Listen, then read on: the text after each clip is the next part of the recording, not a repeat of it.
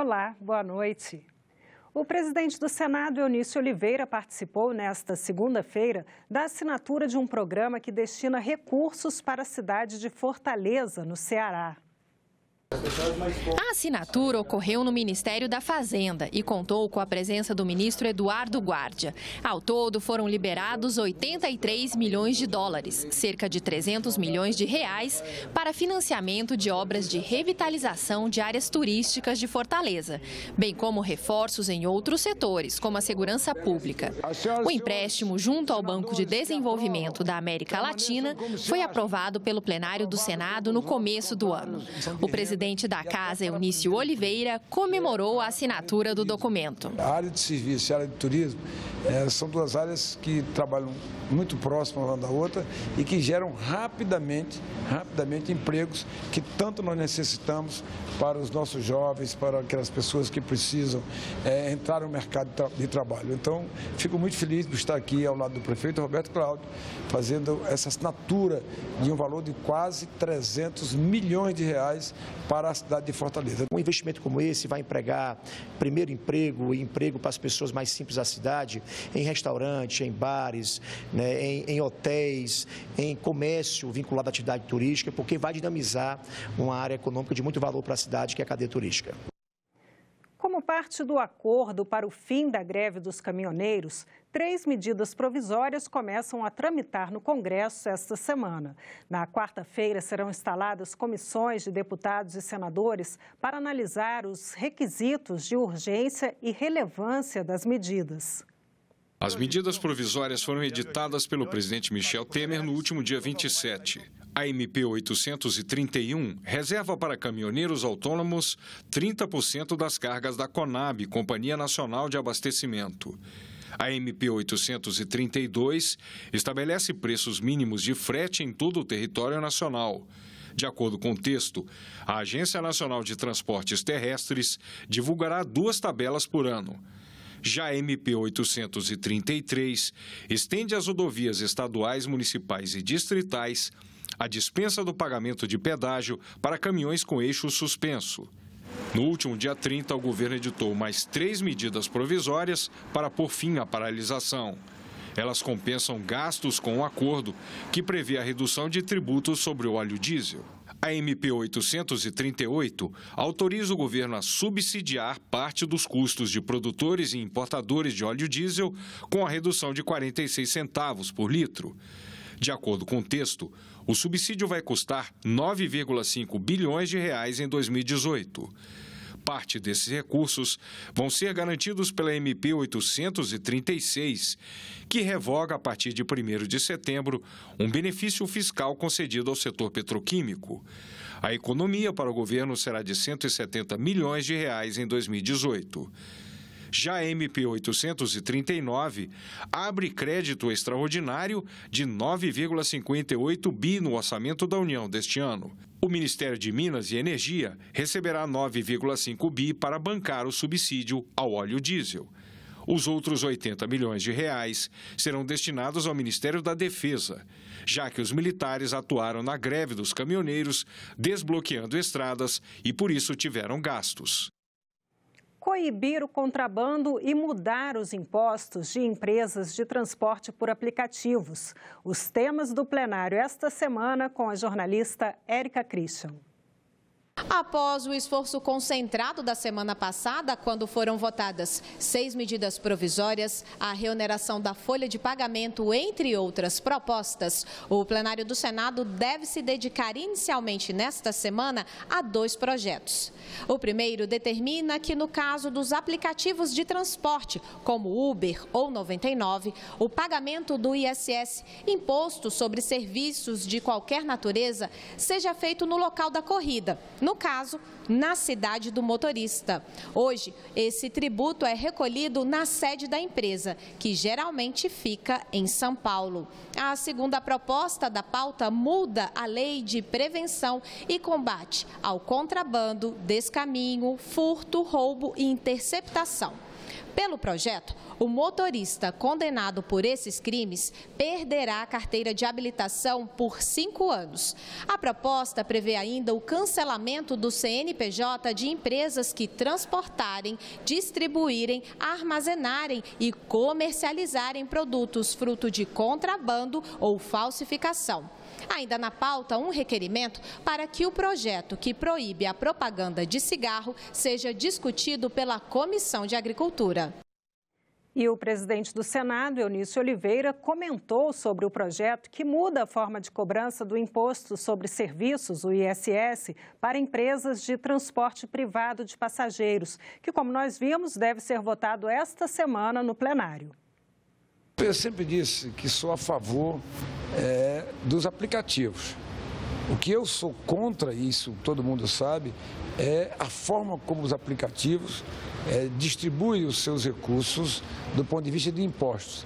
Então, acho que o imposto tem que ser pago no local que deu origem, né, à venda ou ao negócio ou à utilização do embarque de passageiro. Então, tem que ser pago no local onde, né, exista a prestação de serviço. Então, isso eu sempre defendi e eu acho que é uma matéria que não prejudica os aplicativos, pelo contrário, ela qualifica os aplicativos, ela iguala, né, os posicionamentos do ponto de vista de arrecadação, não centraliza arrecadações. Nós temos que descentralizar cada vez mais essa questão da redistribuição de recursos para os municípios brasileiros, porque as pessoas não vivem na federação, as pessoas vivem nos municípios. A Comissão de Assuntos Econômicos tem 2 reuniões marcadas para esta terça-feira, uma audiência pública e uma deliberativa. Câmara de ré em todos os automóveis novos produzidos no país a partir de 2022. É o que determina um dos projetos na pauta da reunião que a CAI realiza pela manhã. Outra proposta que pode ser analisada pelos senadores da comissão inclui o leite entre os produtos contemplados na política de garantia de preços mínimos ao produtor.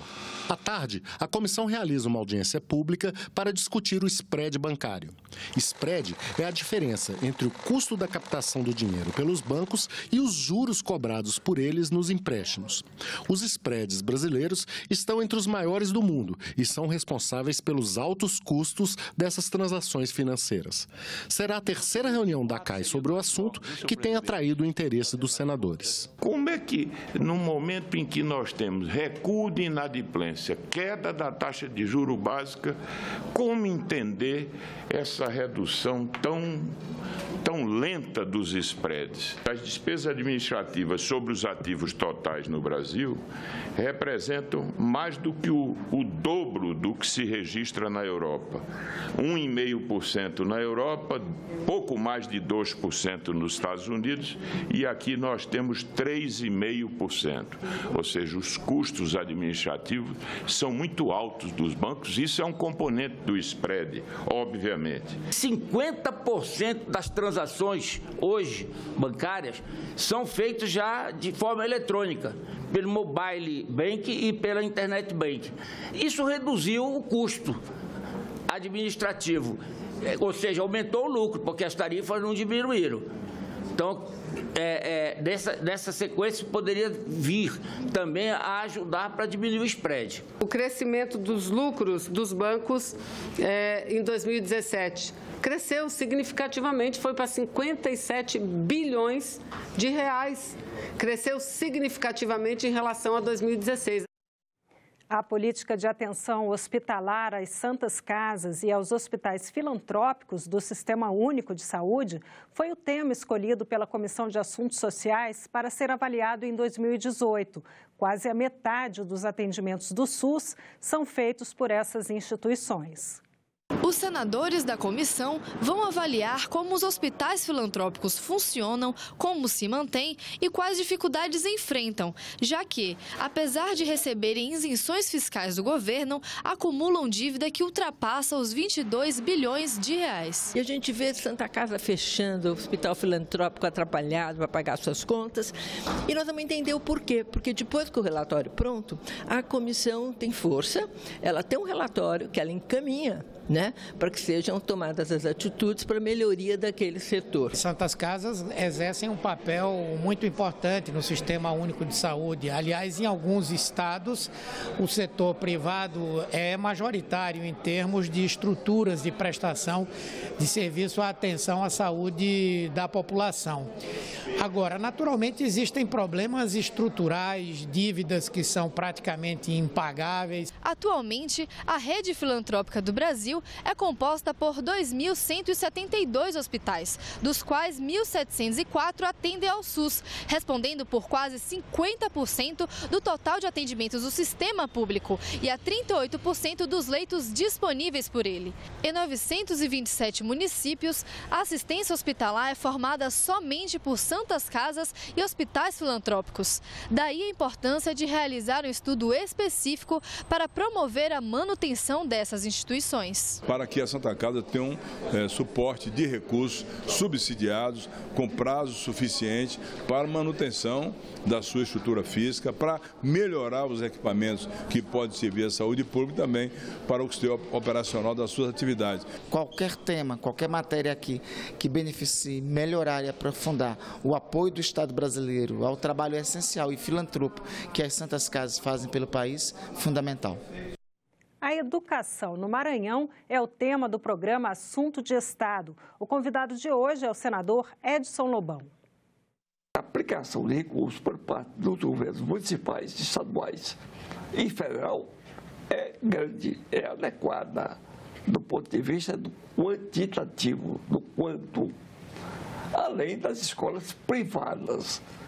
O que tem acontecido é a má aplicação dos recursos da educação. Quer dizer, um programa de gestão, então. Pura gestão, problema de gestão, nada mais. Recursos existem. O programa Assunto de Estado começa logo depois do argumento. E nós ficamos por aqui. Você pode rever as reportagens desta edição na nossa página na internet, senado.leg.br/TV. A seguir, o programa Argumento com o senador Humberto Costa. Muito obrigada pela companhia. Continue sintonizado aqui na TV Senado.